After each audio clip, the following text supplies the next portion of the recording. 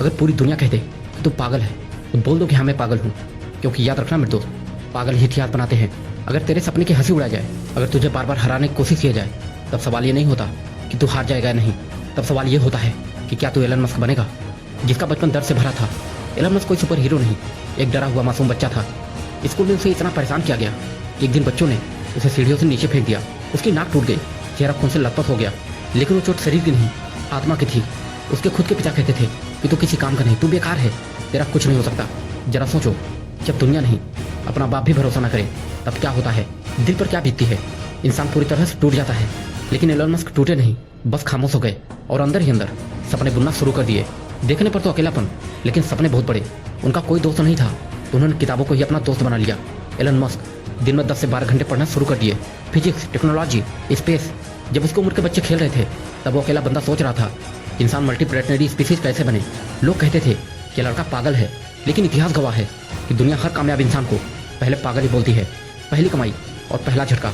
Elon Musk ने पहले जिप2 बनाए, बेच दिए, फिर पेपाल बनाए, अच्छा रिस्पॉन्स दिया और यहीं से शुरू हुआ उनके सपने की उड़ान।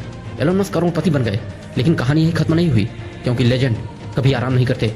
उन्होंने अपना सारा पैसा टेस्ला और स्पेस एक्स में झोंक दिया और फिर आया 2008, उनके लाइफ का सबसे काला दौर, जब सब कुछ खत्म होने वाला था। टेस्ला फेल हो रही थी, स्पेस एक्स भी 3 रॉकेट फेल हो चुके थे, पैसा खत्म हो गया था, दोस्त दूर हो गए थे, शादी भी टूट गई थी। एलन मस्क बताते हैं कि मेरे पास किराए के घर का भी पैसा नहीं था।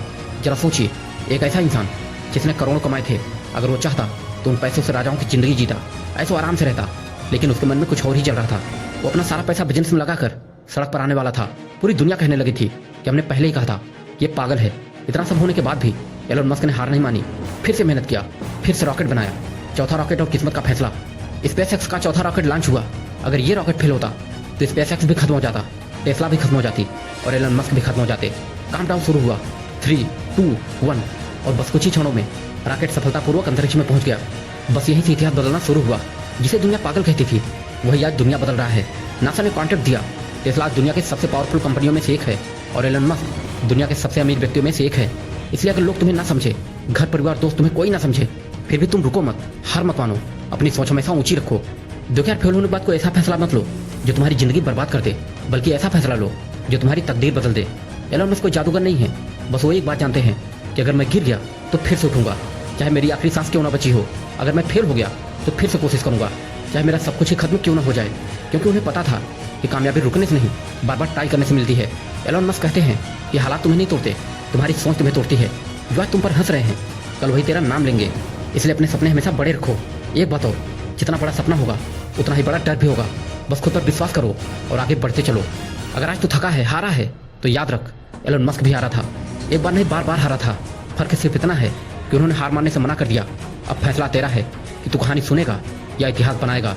उस बंदे का सब खत्म था, फिर भी नहीं रुका।